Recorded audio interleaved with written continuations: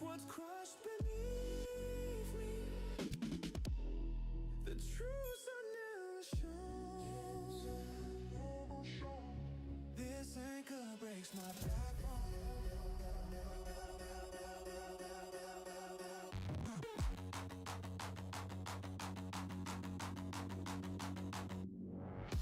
Never shown, flesh and bone. Never shown, flesh and bone. Never shown, flesh and bone.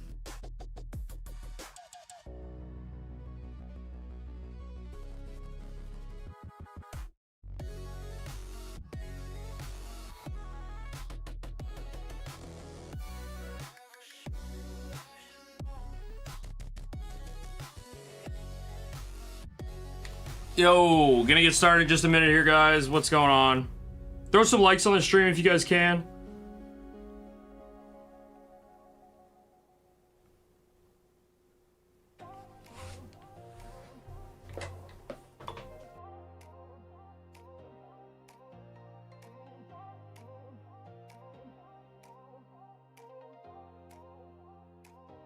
There's nothing colder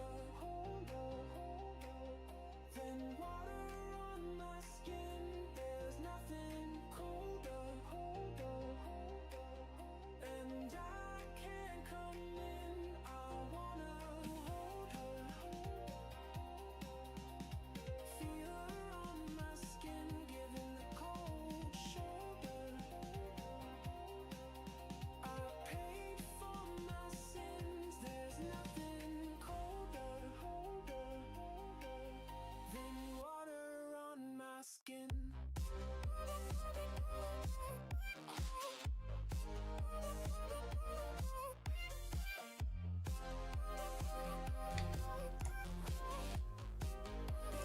Yo!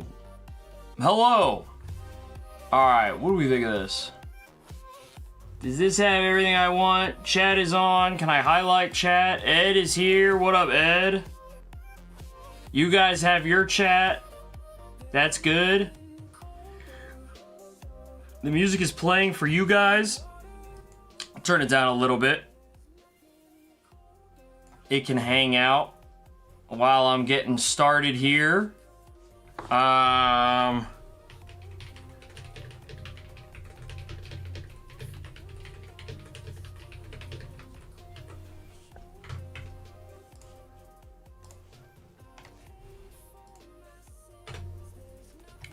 Let me pin some stuff.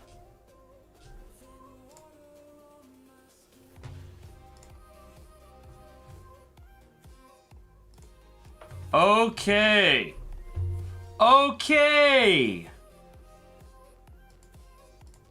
Yes, Caden. How do you always come up with these questions?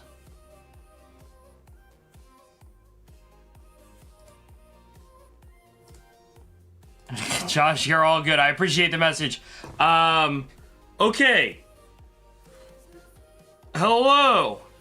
Sorry, I have not been talking to human beings. I've been packing boxes and bubble mailers. All right, here's the deal, folks. First off, while we're getting going here, because some people are going to show up, any likes you guys can throw on the stream is a big help. The main way that these work, if you haven't seen these before, I got about 5 to 10 minutes of stuff that I want to talk about. Probably longer. While I'm doing that, feel free to throw any questions that you guys have in the chat. Use an emoji, put a question mark, and I will bring it up on screen as I'm talking about it. I know that the chat that you guys see is going to be a little bit different than the chat that I'm reading. But that's the way it goes. It allows you guys to get a little bit of a backlog of questions for me so I can kind of roll through them. We'll touch on topics a few times, I'm sure. That's the way that this always works. But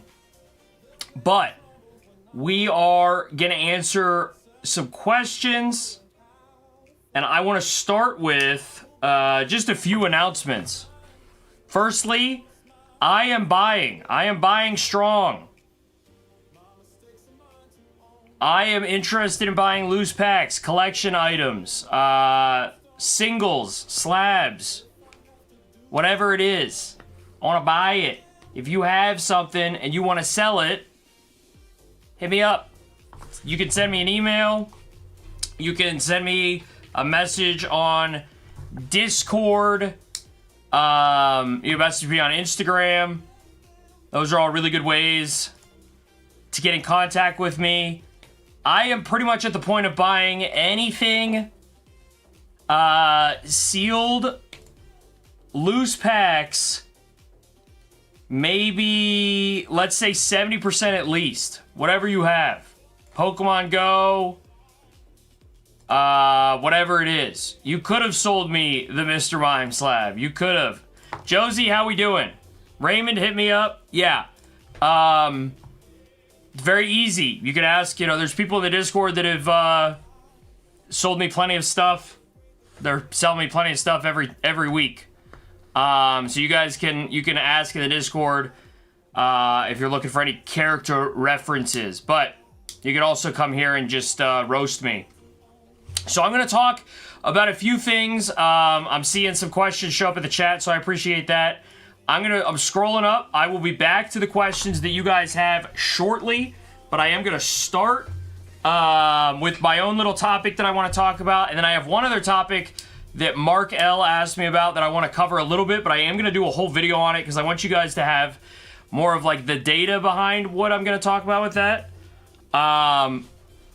Which is, why are these grading companies taking slabs in at such a high percentage? Why are they offering such a high percentage of market on certain things? Why are there discrepancies between what the market price of something is and what these companies are willing to pay for, and why are they paying higher than market price? Why are they paying high percentages of market price? That can't be profitable for Frito-Lay. If you've never watched Game Night, the movie, you should definitely watch it. Okay.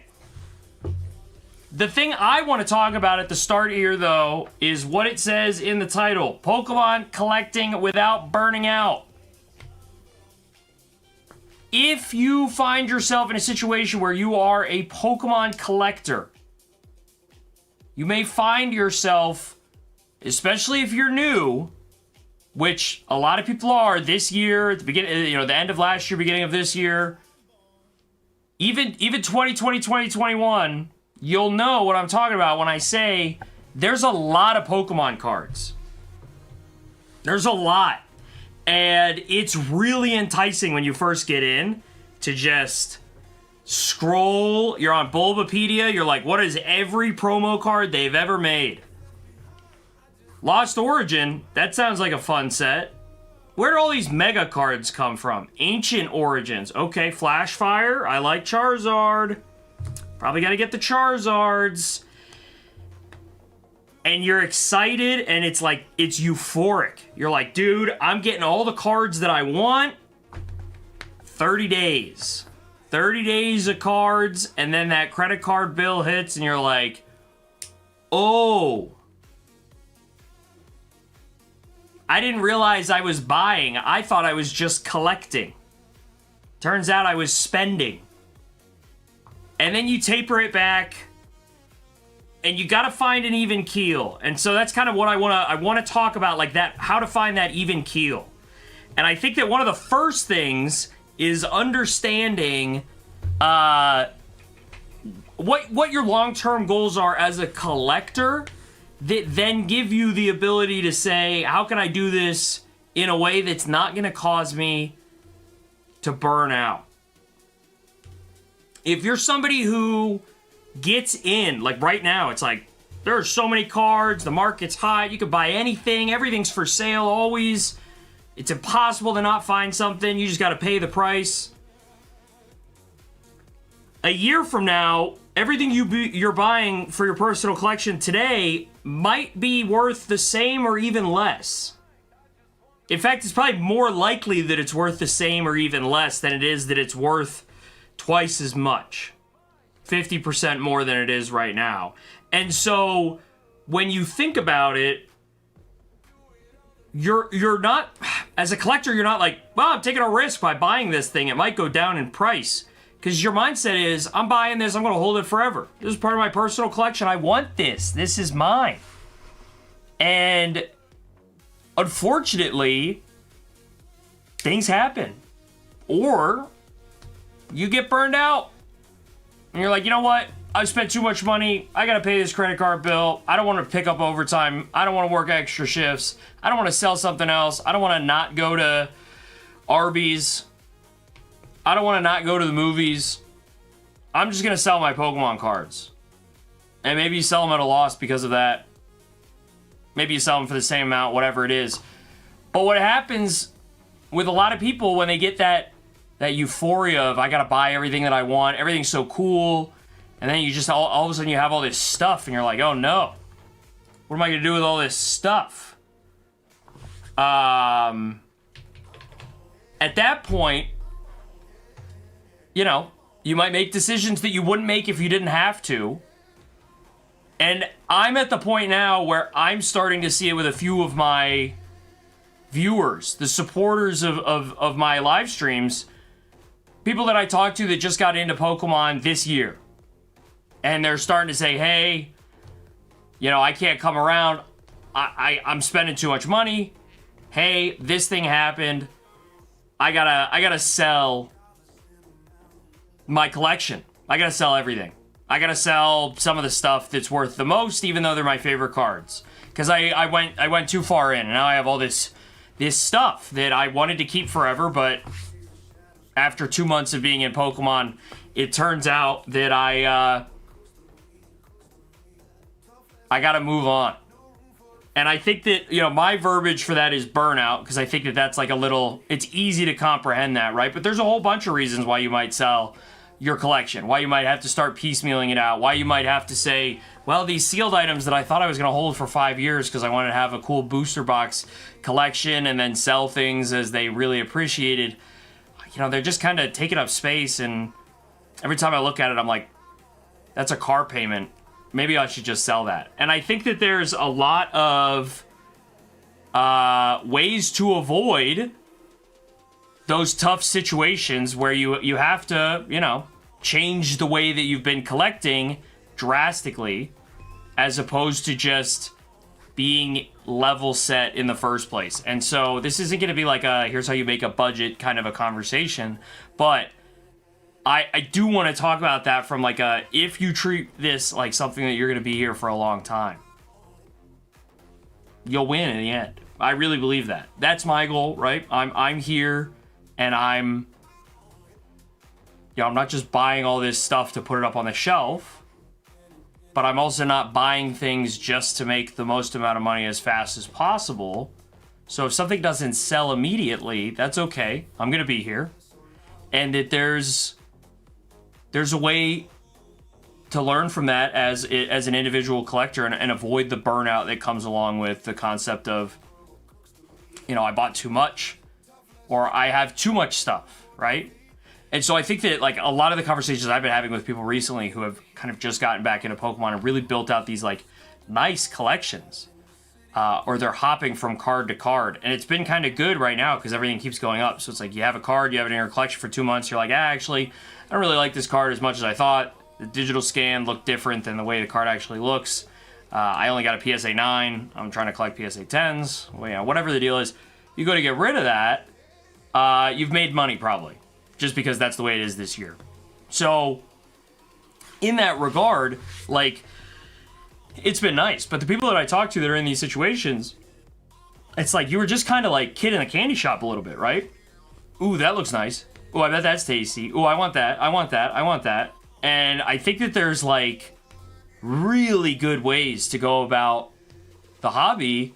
And like, you guys ask me a lot, you know, what do you have in your collection? And I don't really have like, here is my collection, right? Like I have stuff.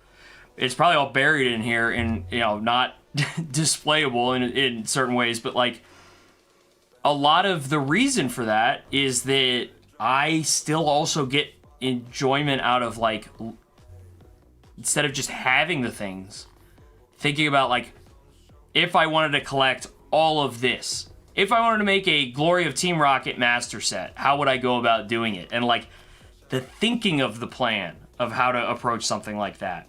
The research, the looking into the cards and going, okay, you know, this is a promo card that I'm not going to include in my master set. Even though if it was a true master set, right, like I would have that. But I'm going to do a complete set. Only the things you can pull, planning around how that stuff works. But also, while you're doing that research of like looking into all the different cards that exist, or the newest sets, going back and looking at sets that are similar to those and saying, you know, do I need to buy the packs? Can I buy the singles? What makes the most sense there? It's like a lot of that gameplay of figuring out how you want to approach something. At least for me, that really scratches the itch. But I think a lot of it is there's so much in the hobby, there's so many cards that like you will find a card you like more. And that's going to happen over and over and over again. So having that mentality of being prepared for something like that to avoid the scenario where you're like, you just keep buying and buying and buying. And this is why I preach in a lot of the, like the member videos, This is why I talk about in a lot of the member videos, like knowing how you're going to sell things if you needed to sell them. And then like engage in the trading card game that way. Like you have a whole bunch of cards. You're like, I have too many. This is not what I want. And then you're just out. You're going to sell everything. Or are you doing a little bit of buy, sell, trade in a Discord or in a bunch of Discords or on some Facebook groups in person at card shows, whatever it is. That's like it, right? All this like prep work and, I'm going to budget. I'll only buy this much every month, or I'm going to buy as much as I want until all of a sudden I get burnout or cash out or whatever the deal is. If you're constantly engaging in the hobby in that trading card kind of way, there's a lot of people that do it in our Discord all the time. We traded in this Seismitoad, and as soon as we left the card show, we were like, dang, shouldn't have traded in that Seismitoad. We actually really like that card. We wish we still had it. Doesn't mean you go on TCG Player and buy it right away.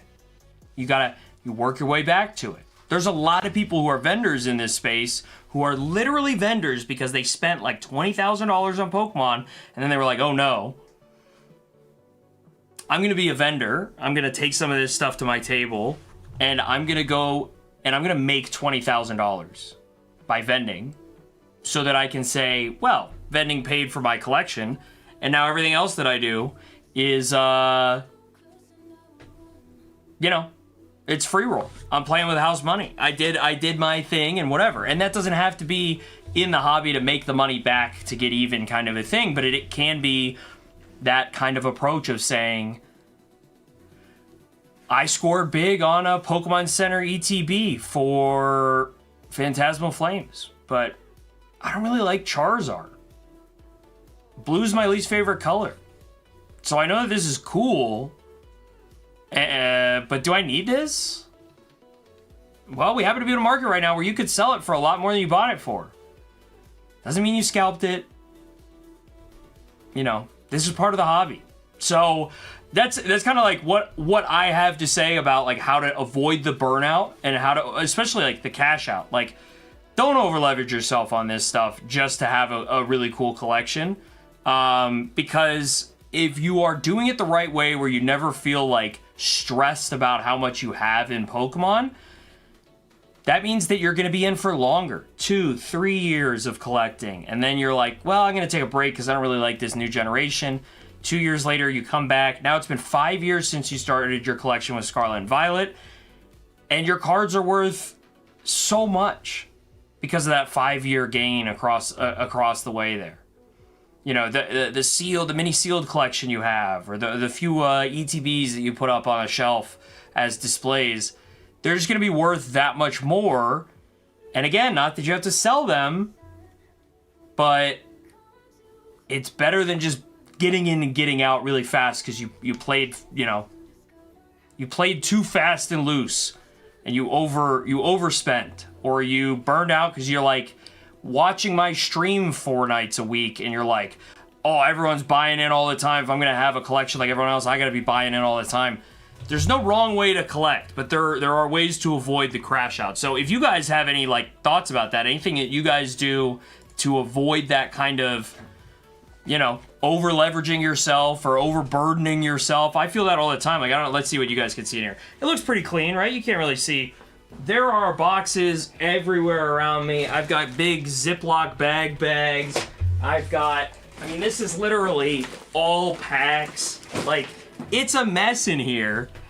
And that's, you know, this is my office. So that's what it's for. But for you guys, I don't know. I mean, if I wasn't doing this as a business, I think Mrs. Zorner would be pretty pissed that there were cardboard boxes all over the place and that there's the FedEx truck showing up 7 times a day and the UPS guy has to stand out front and wait for a signature. So I can imagine that there's, you know, it could be a lot at certain points in time. So I'm curious what you guys think about that.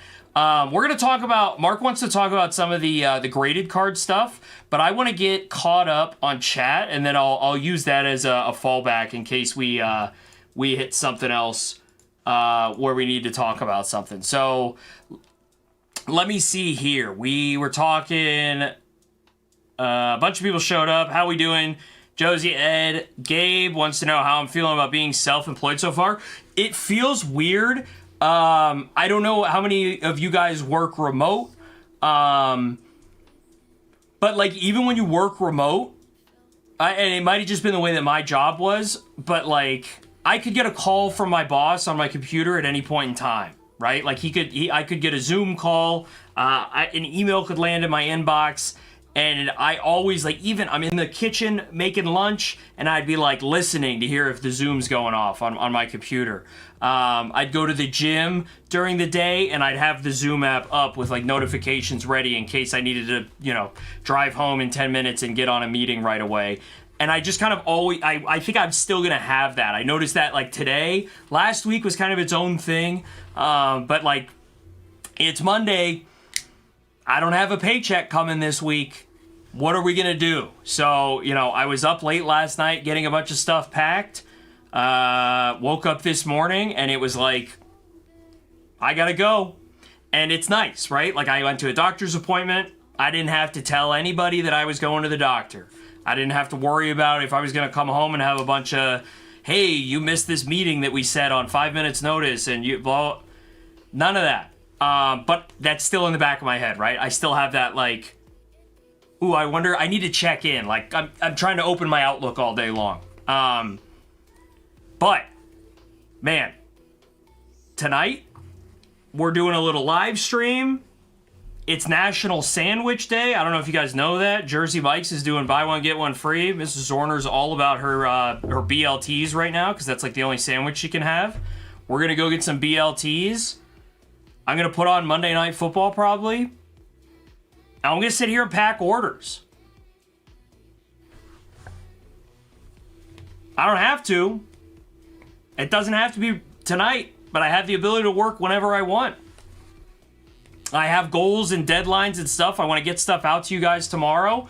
I want to make sure it's all packed up tonight. I got a business meeting with my a very good friend of mine who is going to be my like professional accountant for my taxes.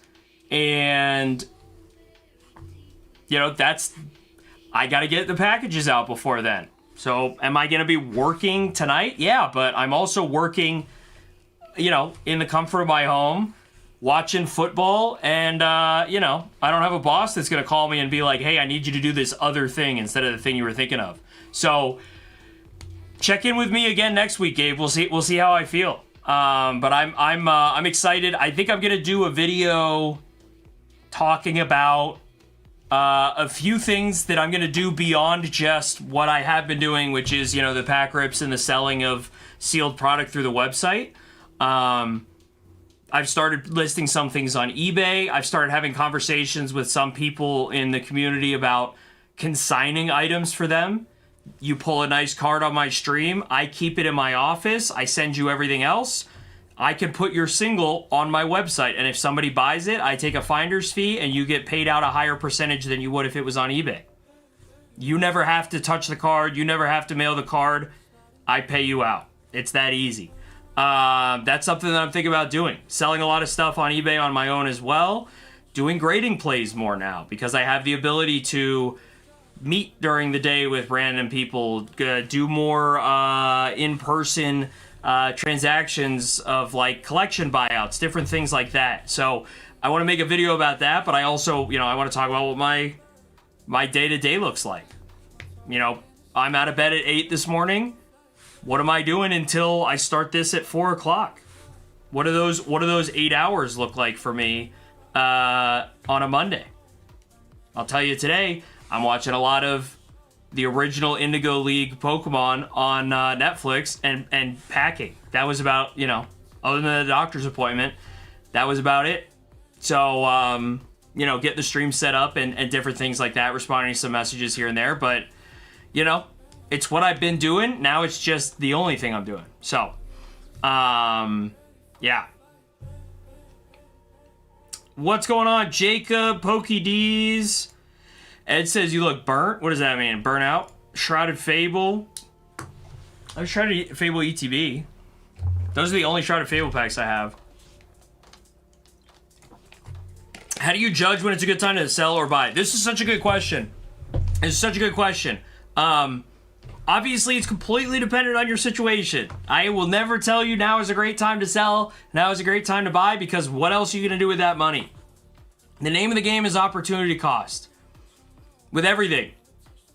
If I wanted to, make $30, am I better off putting $1 down on a bet that's going to win me $30 from DraftKings?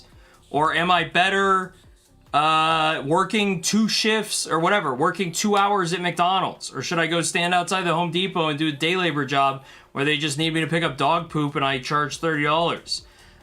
What's the opportunity cost for me versus, if I really needed $30 that badly, maybe I just sacrifice something else in the future. Maybe instead of going out for sandwiches tonight, Mrs. Zorner and I make sandwiches at home.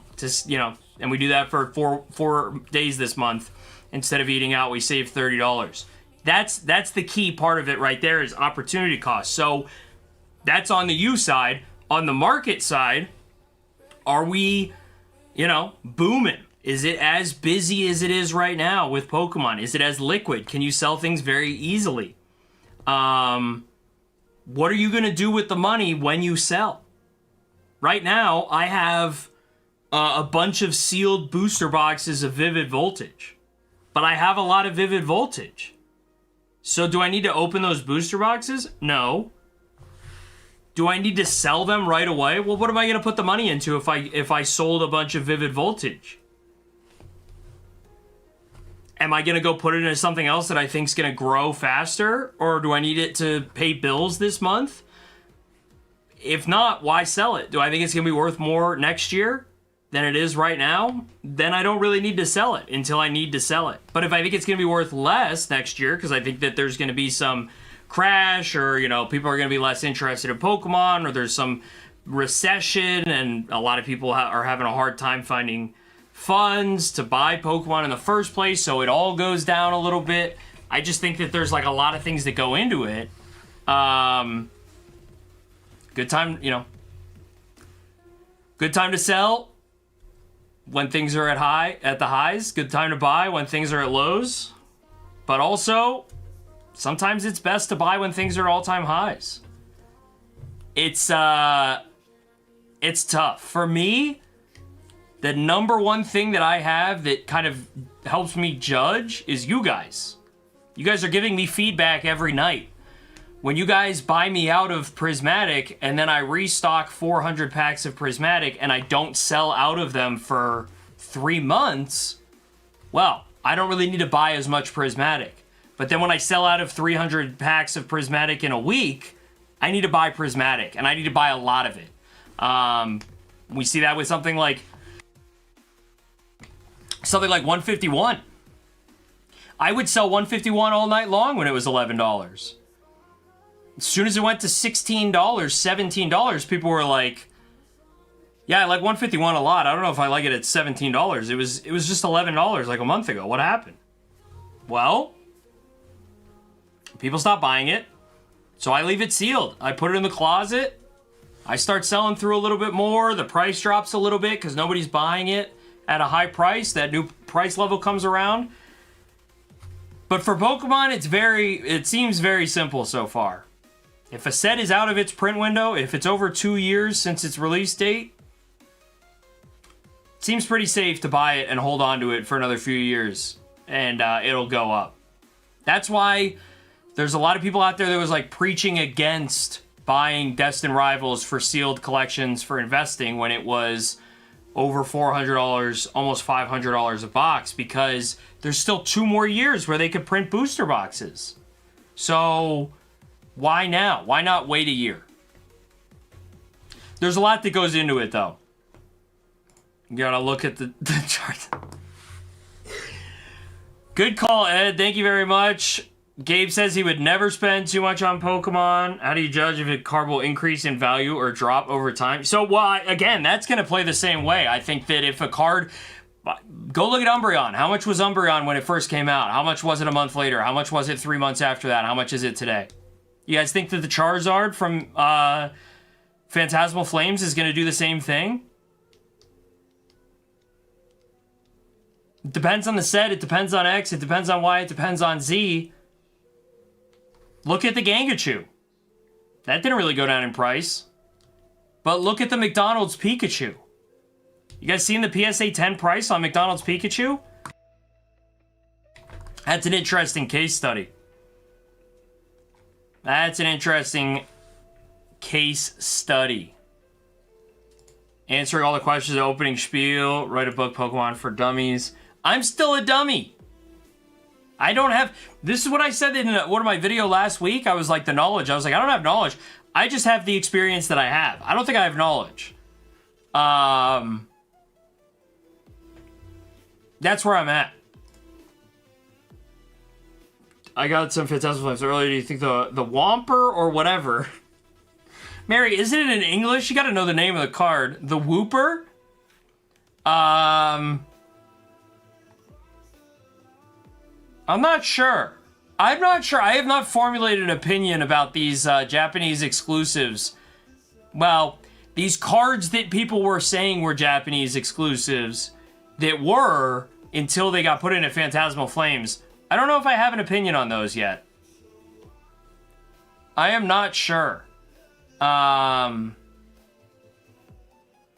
Yeah.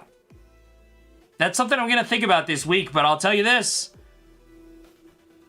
I am less willing to pay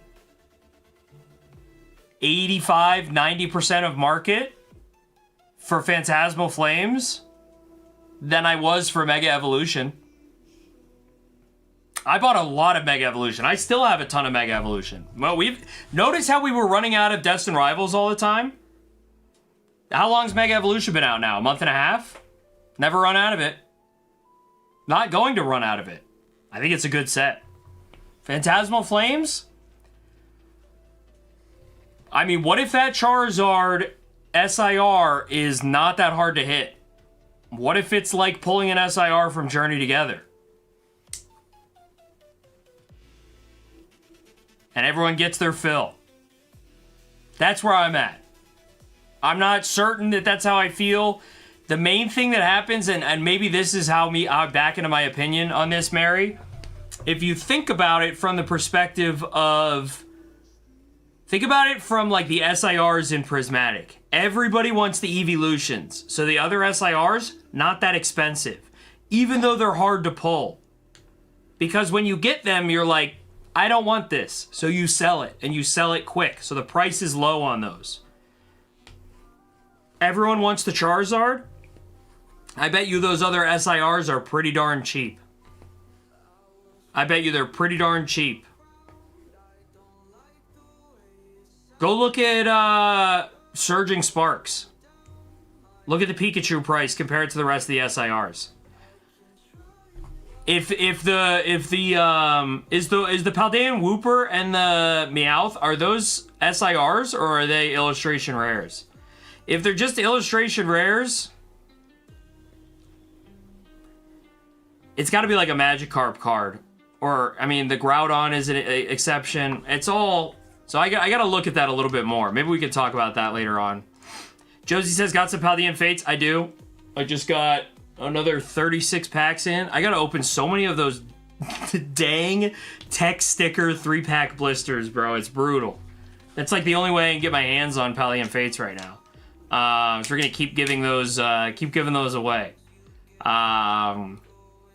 Because they're fun. Everyone likes baby shinies, right? Global, glad to hear it. Ravens, how are ya?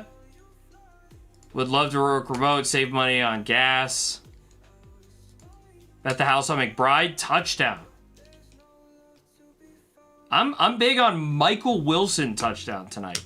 We did not hit the parlay. If you guys were here Saturday night, we made a little parlay. We lost because the Chiefs lost and the Steelers won. Are you kidding me? We were on the Colts. Oh, and the Lions lost too. So the two best teams in the NFL lost, and then also the Steelers beat the Colts, who some were saying was one of the best teams. Any given week, we did pretty good though. We also took a lot of favorites. Maybe we'll do that again next Saturday. Reminder, next Saturday is the 1,000 sub giveaway stream. Celebration stream. We got a lot of giveaways to do. That's a Hidden Fates Raichu box. We're going to be giving that away. I've got a Pokemon Go. Where's that? Pokemon Go ETB we're going to give away. I've got some Pokemon Go random goodies here. I have some theme decks that I'm going to give away. I have a lot of stuff. It's going to be a lot of giveaways. Chipotle's cheesesteak. I do get them my way. Sometimes. It depends. If I'm gonna eat it right away, yes. But they also drench it sometimes. So, like, I can't... You know what I mean? It's tough in that regard. You think the Gold Charizard... How do you think it will do short-term and long-term? So, if I go on eBay right now... what do we think... Or does TCG Player have cards up yet?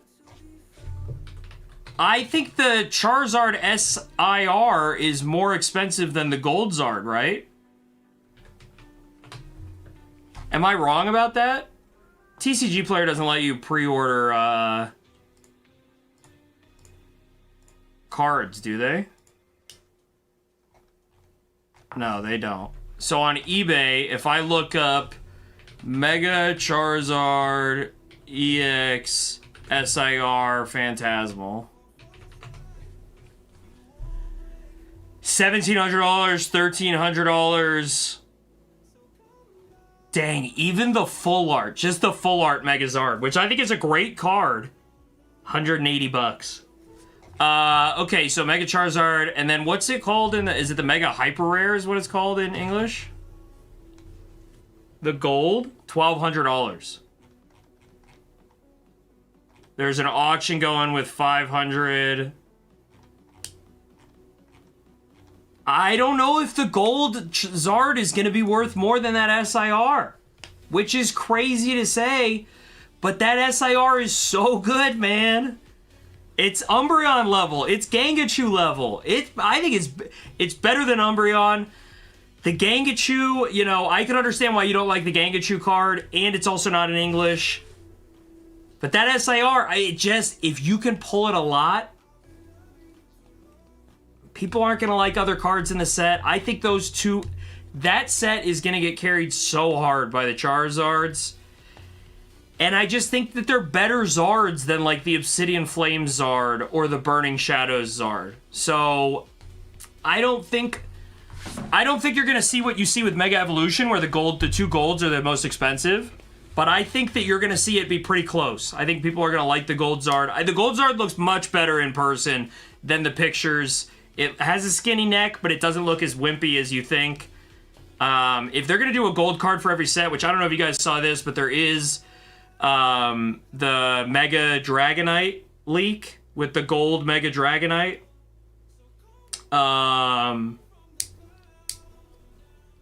If they do a gold in every set, people are going to want to collect those. They're going to want to have sequentials of those in like a PSA 10. Gabe, I did see that. Yeah, they met the Charizard. The Charmander's face on the SIR is different. They do that a little bit with some of the cards sometimes. Where they change them. They change the way it looks from one language to another. Ryan, it's going well. What's going on with you? How you doing? Matthew, how you doing? Tough to ask questions. You're giving great info.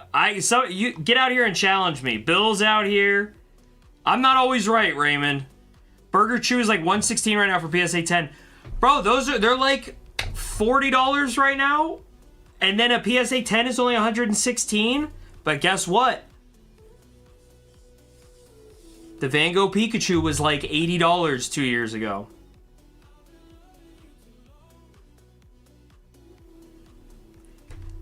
There's just gonna be those cards. The Pikachu, the McDonald's Burger Chew is gonna be one of the most. It's gonna be one of the most graded cards ever in Pokemon with PSA.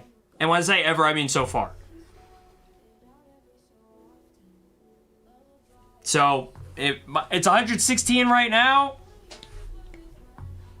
Maybe is that the Whopper that Mary was talking about? Whopper, Burger Chew population overtook the Van Gogh. Look at Ed's on his game, bro. Riftbound soon someday. Yeah, let me put up a poll, actually. Oh, I should do polls while we're doing this, huh? Would you buy... This is going to be the League of Legends TCG Riftbound. Because I would like to carry this set. I think I would like to carry Riftbound. It's hard to get because you have to be a physical location LGS. It's the same as Magic the Gathering. So, like, I can't just get allocations for it through distribution or something like that because of the whoever makes it. There's rules around it. Ethan likes Riftbound. McWizard's hanging out. Yeah, so, like, it's tough. Like, Riftbound is, it's on my mind. I'll say that. Because I know League of Legends well enough that it would be enjoyable to have that. And I think in the long term, if done right, disclaimer, you know, Riot could do a good job with a TCG. I think that one thing that has been missing from video games, this is a big complaint I have about video games, there's not enough physical overlap with the digital of the video game anymore. And not that there always was, but like, there should be collectibles for these things. Like, they made a Halo TV show, they made a World of Warcraft movie, and I don't know, maybe people like the Halo TV show, but the World of Warcraft movie I don't think was very good. Like, people were not, like, stoked about it when it came out. Too little, too late. Kind of the same way Pokemon did Pokemon Go, too little, too late. Crossbreed these different platforms that you have. Your community, Riot Games, has people who spend so much money on different skins for their characters in the game. You don't think those people would also buy the pool party, you know, Graves, like the pool party Ziggs? Like, people aren't gonna buy.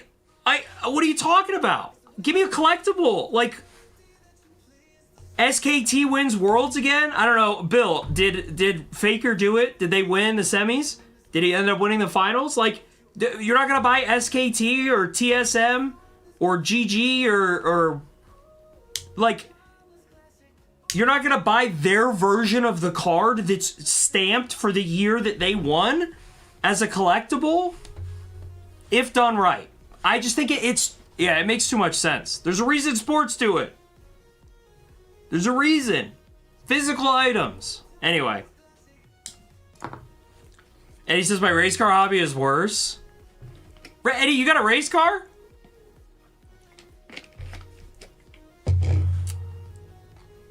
Bill's saying the Colts are the best team. Not trying to intertwine, Pokemon and gambling, but how do you feel about live membership's effect to cause some to buy way more than just buying the top hit? It's great for you, though.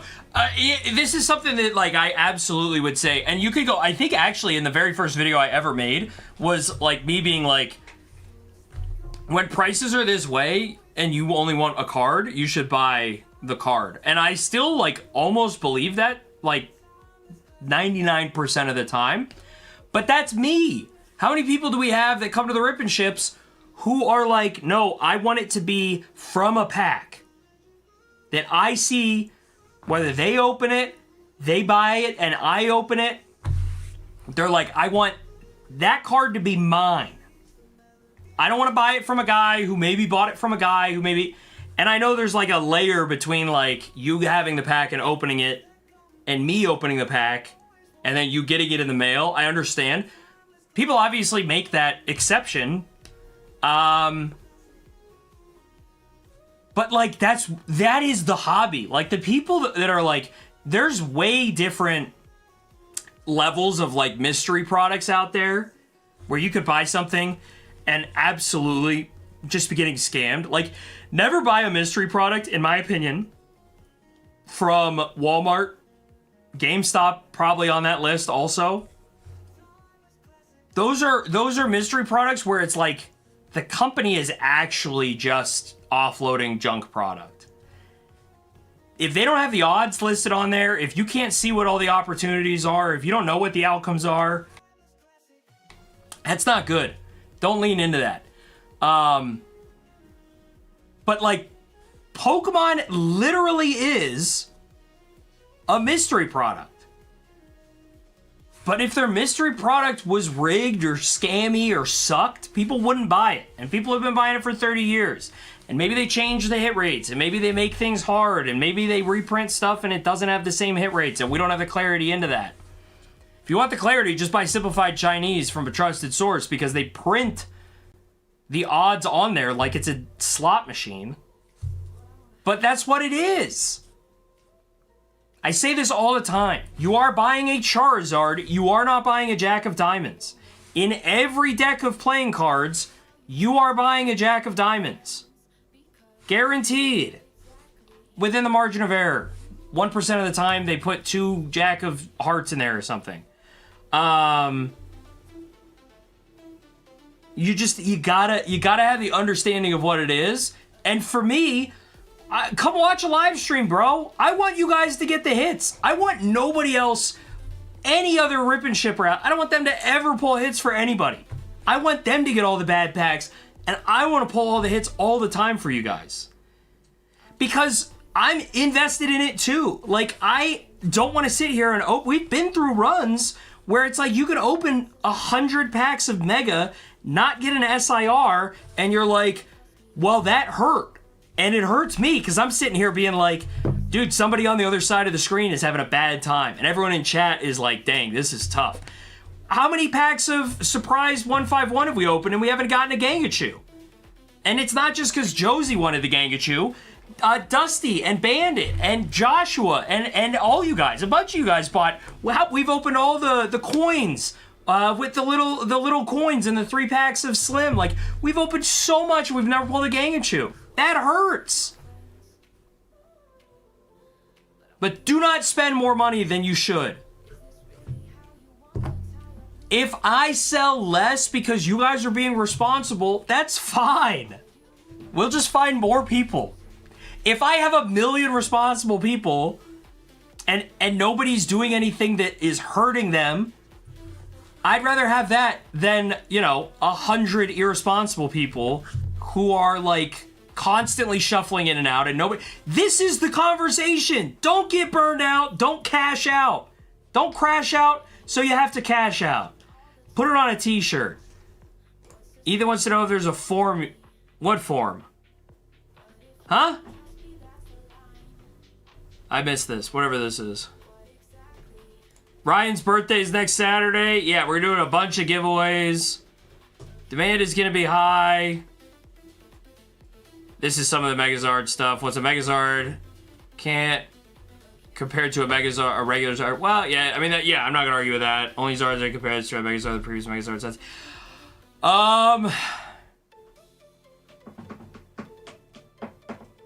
Are we making that pure distinction between Megazard and Zard in this case?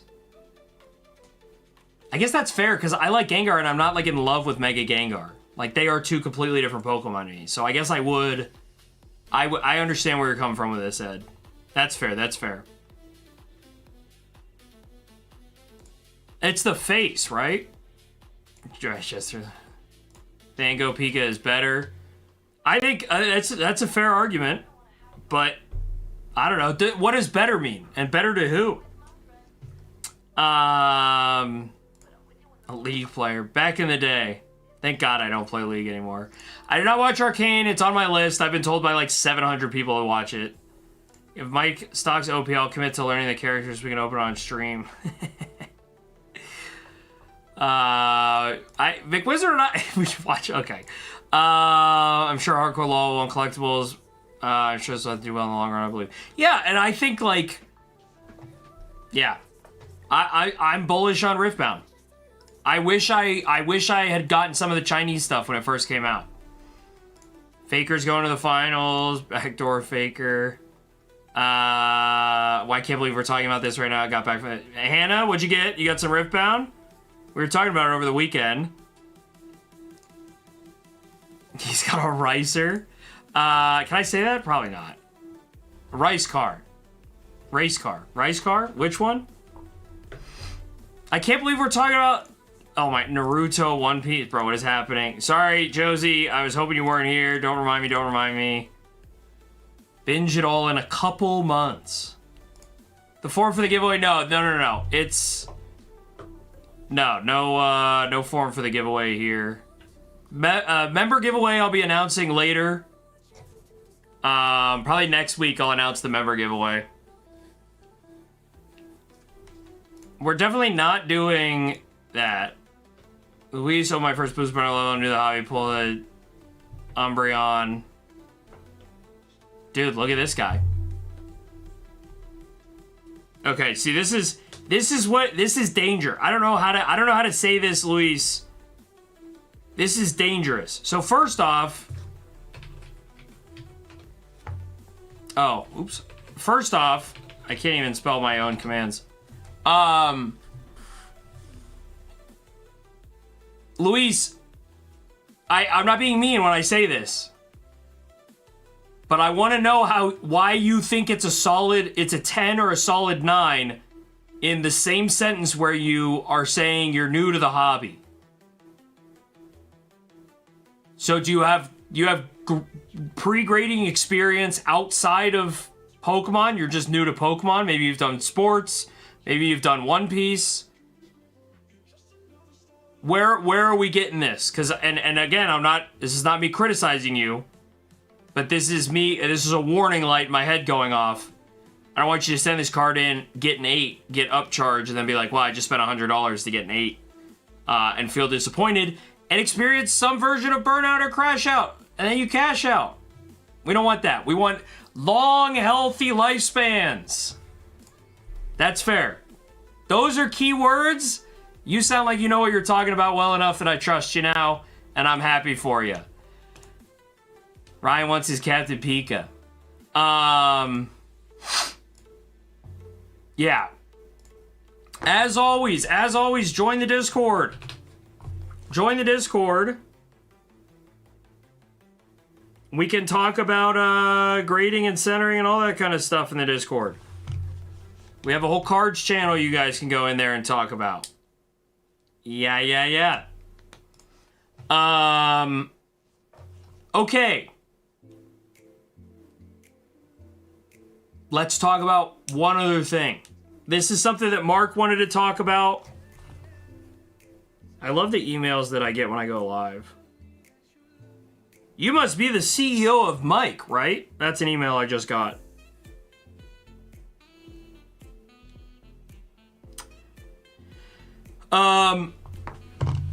Okay, so Mark, I'm gonna talk about what Mark wants to talk about, and then I'm gonna talk about Kong here. Okay, Kong.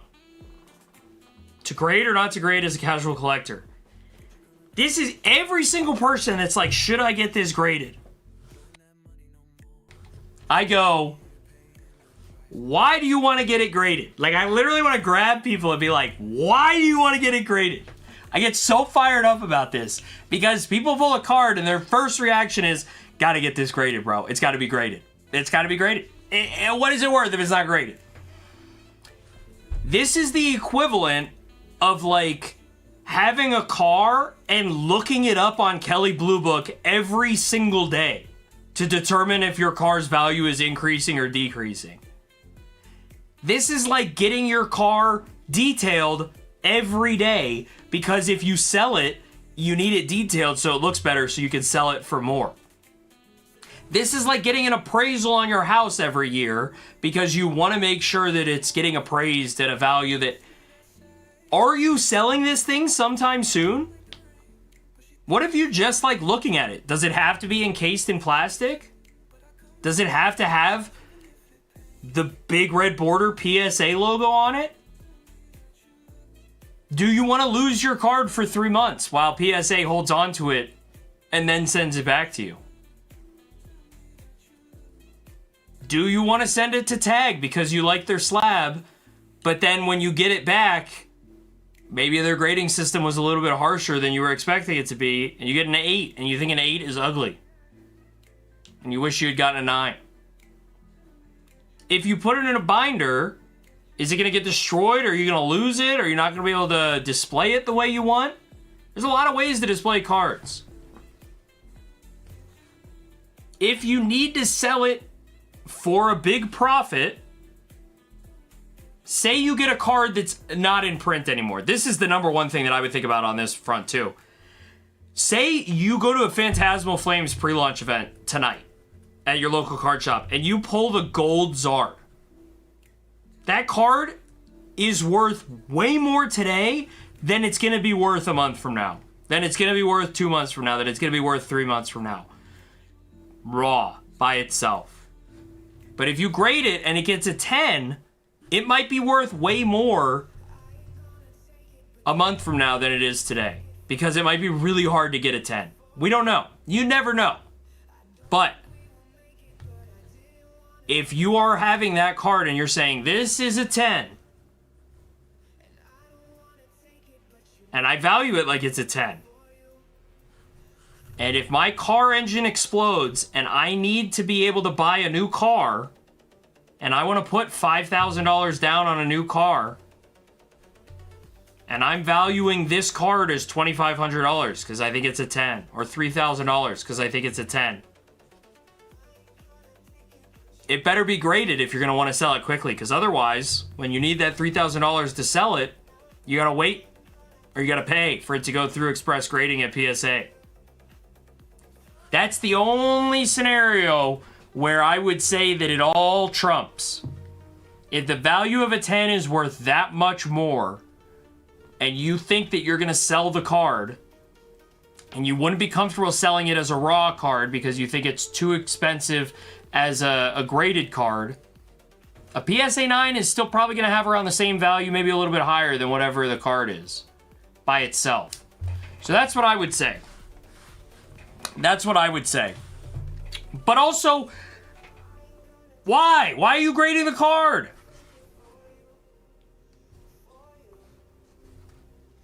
I'm out there buying PSA 1s, so what do I know? Depends on if you like slabs, you prefer binders. I know people who like binders. These are serious collectors. They don't even put them in penny sleeves because the penny sleeves are just another layer of plastic that you can't have the clarity of the card with. I know people that like top loader binders for their collection.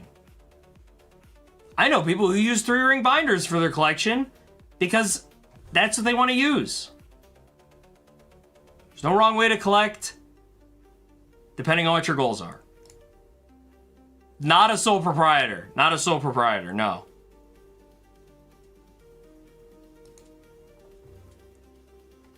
'90s Mustang, set up for racing. Drifting forward. Let's go, bro. Wait, Eddie, I've never seen this. It said, I would say I want to get this card in case because I love this card. I want to keep it in perfect condition. Great answer. Great answer. And you can get, if you don't like the way that a slab looks, like if you don't like the PSA, you can get holders that'll cover up certain parts and it won't show the PSA or whatever it is. You know, there's a lot of ways to do that, even with a graded card. But it is good. The grades are also good because they protect against UV. So if any sunlight is going to be hitting your card at any point in time, the plastic slabs are good for that too. Sylveon GX graded for Hidden Fates got a 9. Did it for value, but I believe the 9 is worth less than the raw. Either way, it was. So this is the thing. The whole like, I'll say this. This is a good topic to talk about real quick. The 9s being worth less than the raw card. A lot of the times, that's the like near mint. Like this card is gonna get a 10 price as the raw value. Like people aren't really paying that for a card that they think might get an 8 or a 9, or is like not pack fresh, if that makes sense. So like there are instances where this is a thing, but I wouldn't sweat too much about like losing value because of grading it, because you could just crack it if you really want to. So probably selling it on the spot, maybe. Luis, you don't want me to check it. There's also automated tools you can use online, but no, I do not make a habit of looking. That's a can of worms that once I open it, I'm looking at every card that anyone's ever pulled ever. This is the name of the game, Ethan. This is the name of the game. If you guys wanted an Umbreon from Prismatic so badly, if you waited to buy till today, there you go. Now, when those prices go down, and there's raw cards floating out in the market that are $800 now for the Umbreon, as opposed to 13, as opposed to 14. A lot of those times that those cards are raw, the reason is they did not grade as a 10. So you got to be cognizant of that. You're not going to get a 10 just because the card is raw and it's $500 cheaper now than it was 6 months ago. There might be a reason that the cards are lowering in price, because the ones that aren't graded, not all of them, but, you know, something to be aware of.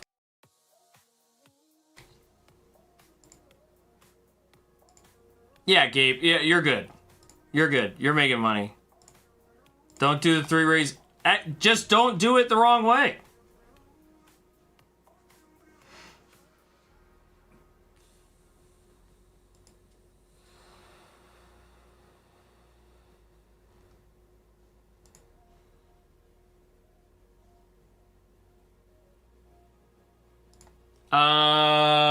Eddie.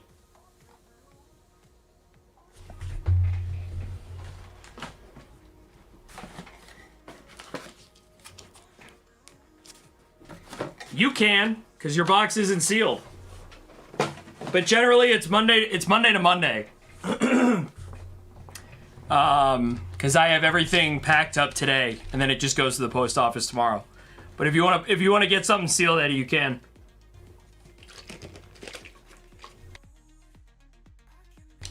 All right. Any other questions from anybody? Otherwise, I'm going to close, and we can talk a little bit with what Mark wanted to talk about. I'm going to make a whole what's for dinner. Yeah, it's National Sandwich Day. If you guys didn't know, Jersey Mike's is doing buy one, get one free. You can get a whole bunch of sandwiches. Sandwich places are doing all kind of stuff today. National Sandwich Day. Keep that in mind.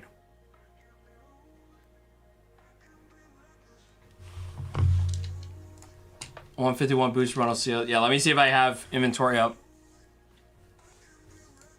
I want to grade my 151 Zarda protected, but as newbies, we not go to PSA or local shop. Let us pay them and send it in for us. I think there's people out there who collect 9s. They collect 9s. Because, and to a certain extent, I'm with this.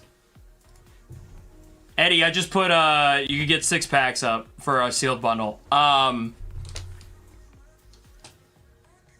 to a certain extent, it's like if a 9 can be a 10 by accident, then a 10 can be a 9 by accident, and at that point, you know, where are we at? So, let me put that in there right now, Eddie, so I don't forget. Here, Eddie's buying live. Mary says, sorry, had to do things, and sent me a DM. Whooper is now Whomper. Yes. I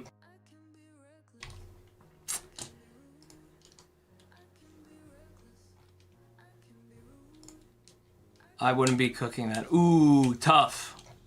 Tough. Global probably. I think so.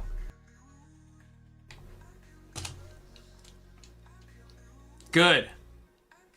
Good, Eddie. Global, I'm pretty sure I got your email.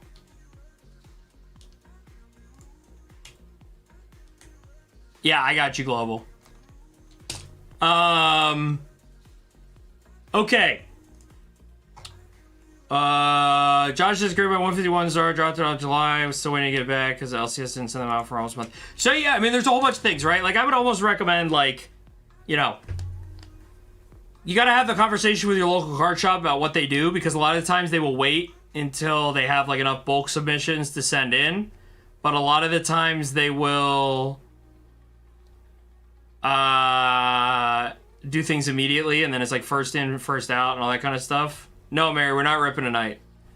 I gotta finish packing orders. But yeah, that's kind of the risk you take with not doing it yourself. This is why, you know, why do you want to grade?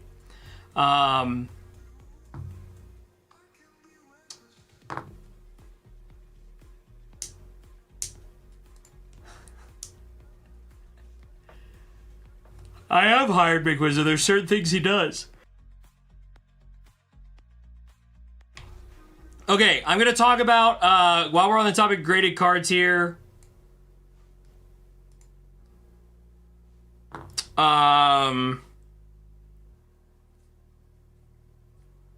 What did I want to say?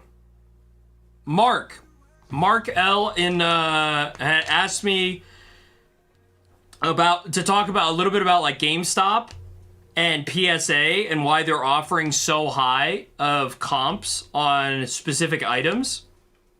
Why are they paying 90% of market? Why are they paying 85% of market? Compared to if you go to your local card show, a vendor's only going to pay you 80%. If you try and sell on Facebook Marketplace, people aren't going to buy at 100% of market. That kind of a thing. And the thought process is, one, you're dealing with a vendor that is one person who's running their one-person business. So how does that play for their ability to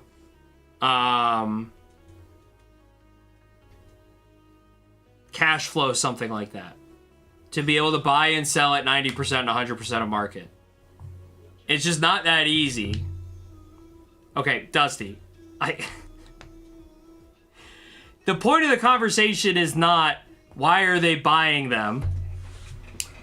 The point is, why are they paying the prices they're paying, and why are they buying in the quantities they're buying? To be very clear about why we're talking about this. They are, first and foremost, doing these new instant rip products. The mystery bags that you could do digitally. This is GameStop. What are they called? The power packs. They are doing the digital rips. PSA is providing those. They have their own mystery products where they know that if they are doing business where they sell stuff and then they never have to mail it out to you because you sell it back to them, this is what GameStop is doing, that they will make that 10% margin the first time, and then every time after that they will make 100% of whatever the margin is that they're making on the power pack mystery products. And the reason they're able to buy at such high percentages and such high quantities is because institutional money is moving in. Venture capitalists, private equity, money is in these situations and providing liquidity with a guarantee. It's like they're taking loans out. They're going to pay those loans back, and then they're going to be operating cash positive businesses, reselling digital slabs over and over and over and over and over again ad nauseum.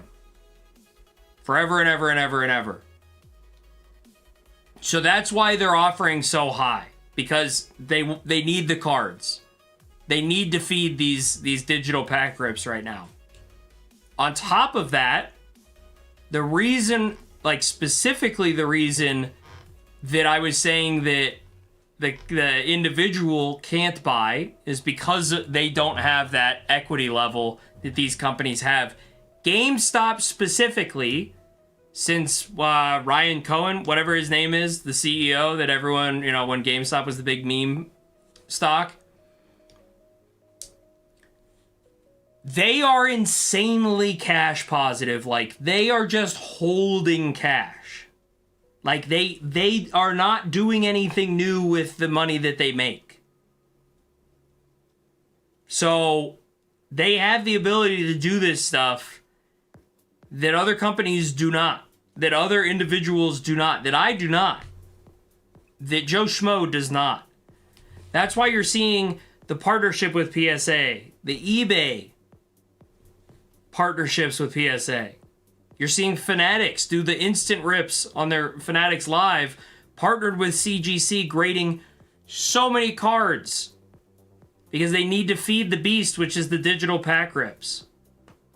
If you guys don't know that much about pack rips, the instant rips, I could post some stuff in the Discord, but just go to Fanatics Live and look for an instant rip stream. Or go, there's on YouTube a guy, I think it's Paper Tiger Trading, that they do the GameStop power packs or whatever it is. And it's literally a slot machine for graded cards. You put $100 in, you buy a $100 mystery pack, they show you the card that you get, the same way you would out of one of my mystery bags. You then get that card, and it's immediately put into your PSA vault. And then you can sell it instantly because they have the graded value from ladder.io.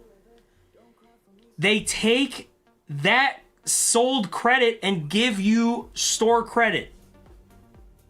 And so if you get a card that's worth, you buy it, you put $100 in, you spin the wheel on the slabs, you get a $200 card, you sell it to them, they give you $180 of credit, you go back and you buy the $150 slab, the bag, you open it up, you have a $75 card, well, you sell it back to them for $50, you go back and you buy another $100 one, and they're making a margin every single time you do that. Every single time that you do that, they're making a margin. And they never have to ship you the card until you ask for it. They never have to do any... There's no...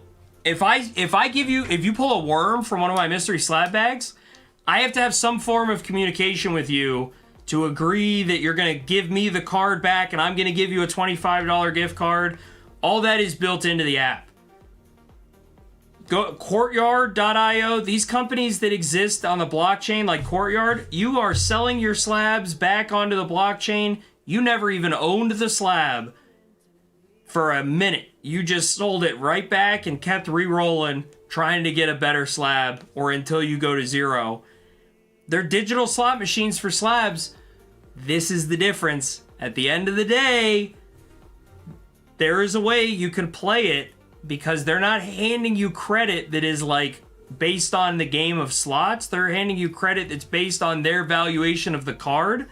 And if their valuation is way too high and you're like, well, I would never take that card, I'm going to sell it because they're offering me more than what market price actually is on that card, you can make money. So that's what GameStop's doing. That's what PSA is doing. When they're offering you these buybacks, they are turning them around and using them for that reason. But again, this is the same argument I would make the same way that I did for my mystery slabs. When you know the odds of something happening, and when those odds are proven and they have to be a certain way, and you know all the outcomes, you know all 32 slabs in one of my mystery lots. When you go on GameStop Power Packs, you know all the 100 cards that can be in a lot. You know what your odds of making or losing whatever percentage up or down is. That's an educated buyer.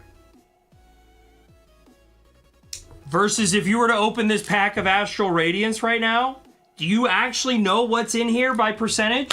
Do you know your true odds of pulling something? So the expected value that comes out of these mystery power packs, that's why they're not scammy items. It's like credit card transactions, guys. There's a reason that your credit card is like, yeah, this is $0 a year and we're gonna pay you. We'll give you 2% cash back. Because they're charging they're charging the vendors 3%. And all they do is make 1% of every credit card transaction that ever goes through on a Visa. Visa makes 1%.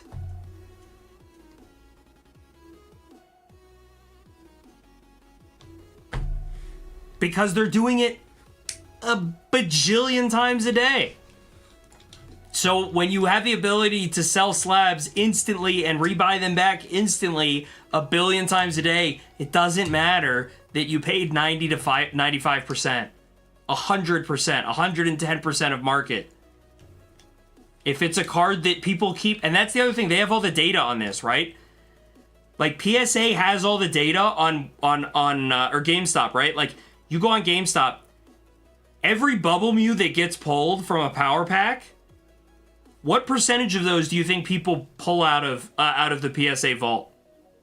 How many of those do you think actually get sold back? So when every Bubble Mew is getting pulled out of the PSA vault through the power packs, you buy a $1,000 power pack and it's got a PSA 10 Bubble Mew in it, and instantly you're like, send that to my house. I want that right now. Well, then they have no Bubble Mews left. So what are they offering over market on? Bubble Mews, because they know that it's a chase that people want. That's why they're doing it. So, I don't know. I think it's a super interesting topic.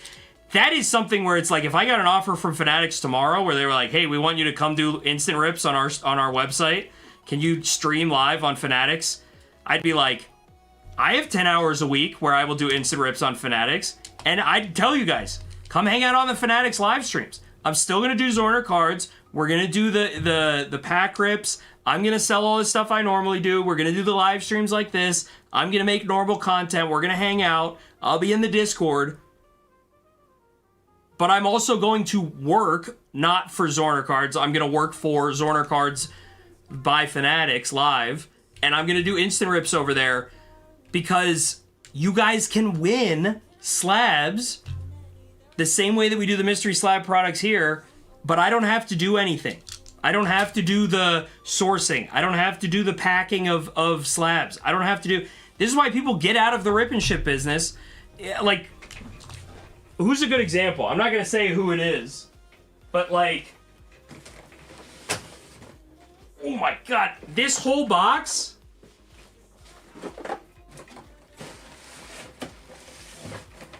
That whole box is only bulk. There are no top-loaded cards in that box. There's no top-loaded cards in that box, and I have to pack all that bulk and send it to somebody. That's way more time-consuming after the stream than if I were to just be live and someone buys on their phone and I'm the one that goes like this, and I go... Okay, digitally on the screen, oh, there's your slab, and I never have it in my hands. You get it instantly. You can get it sent to you You can cash it in for whatever amount gets offered to you by Fanatics. That's why GameStop is doing that. That's why PSA is doing it. And I think that is like, it's valuable to everybody.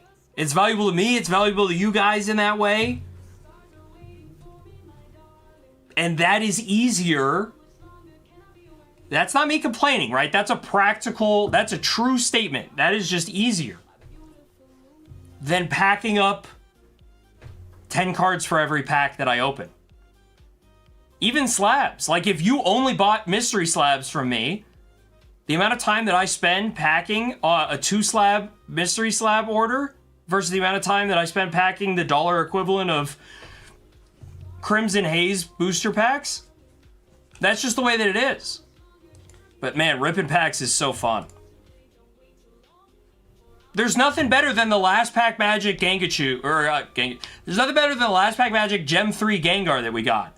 Or the fact that we got to do the box battle of Squid versus Josie, where Squid ended up with the double hitter box and ended up winning because of that. Like, that's a little bit different. Let me answer some of the questions here, and then I'm gonna get out of here. I'm gonna let you guys go.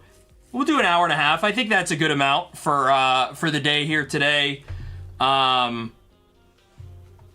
If you have any other questions like that, maybe hold on to them, and we can talk in the next one. I do these every Monday, pretty much. We can talk during the streams, that kind of stuff. Buy more prizes because they're more likely to use them. They certainly are using them in mystery packs. Certainly. I will send you the one with Zard. GameStop's saying they want this to be a thing, pay more money, more people use the money. Well, I don't know. GameStop's tough. If GameStop were to become the first local card shop nationwide, you know what I mean? Like, those used to kind of exist. It's not really like that anymore.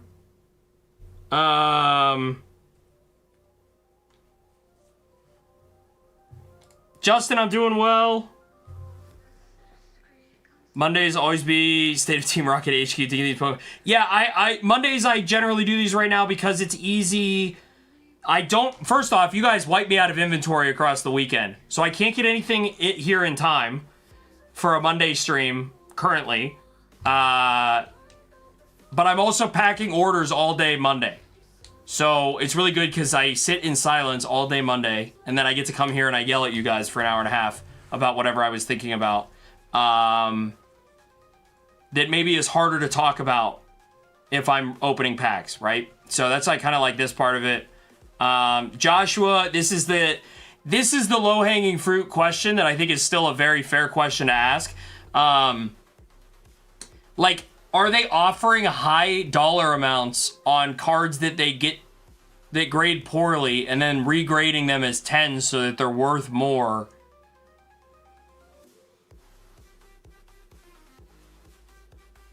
I just think that PSA, in the long run, makes so much more money by being reputable than they do by making an extra 200% on a PSA 10 Umbreon versus a PSA 9 Umbreon. I just think they have to maintain that reputation. That's what I would say.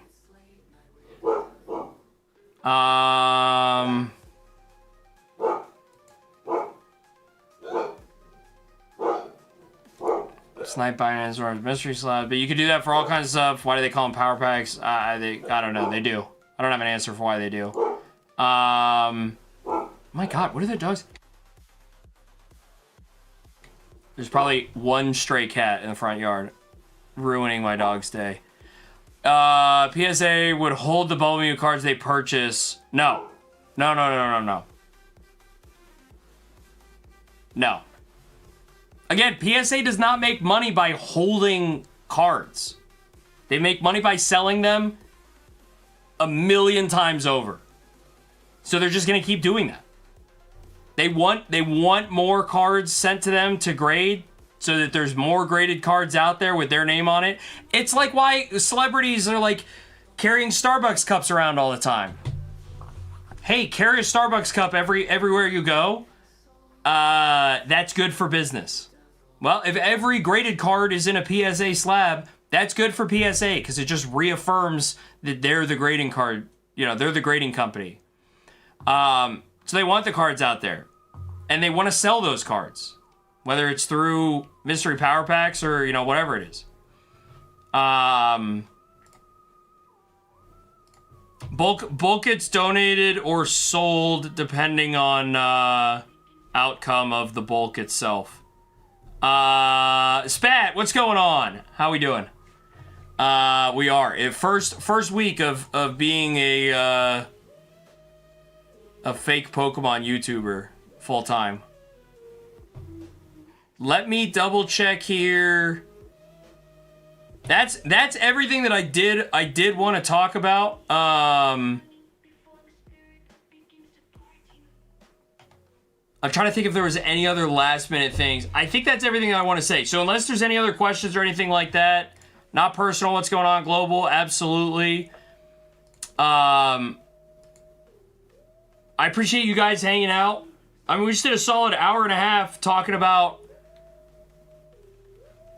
don't burn yourself out by going too hard. No, the member giveaway for September ended whenever, 2 weeks ago or something like that. It's a mid-month giveaway, so I'll announce the next one later. But I might have to change the timing on that so that it's not every month or mid-month. It might have to be on the month, just so it's a little more clear. But that one we did already. So I could probably take that down, but I'm gonna leave that sheet up anyway, just because it's helpful. But I can edit that. See if I can do that right now.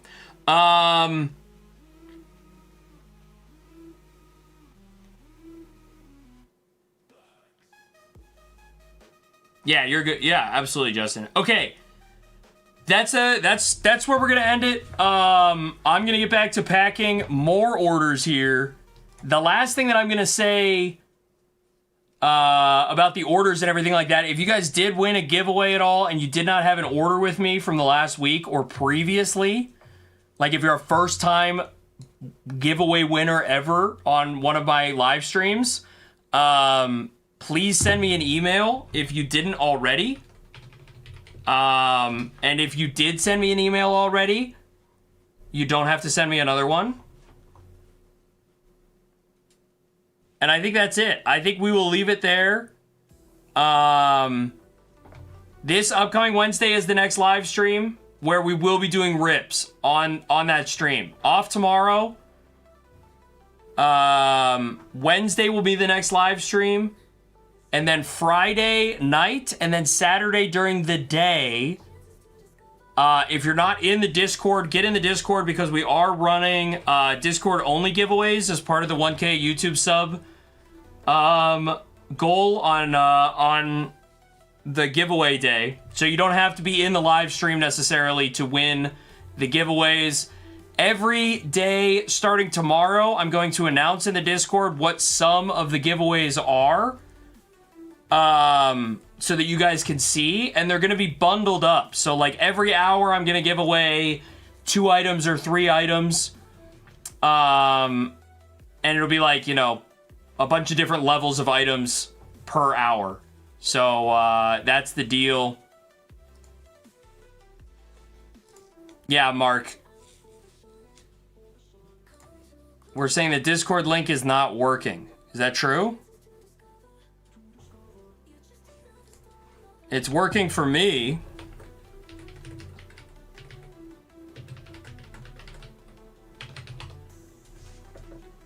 Let me create an invite anyway. It definitely should be good. And then you can also go to the link tree. That's got a whole bunch of info there. That is going to be it. I'm going to get out of here. Everyone enjoy. If you're watching Monday Night Football, enjoy. Discord, get in there. We've got a suggestions and ideas and feedback channel if you want to post anything in there. We are gonna keep going and going. We're gonna keep ripping cool stuff. We're gonna keep talking about what's going on in the market. Every video I see for the last week is about this slowdown. Market's crashing. But like, earnestly, people are saying that stuff. And, I don't know. I'm not seeing it. Let's keep it going, folks. I will talk to you guys later.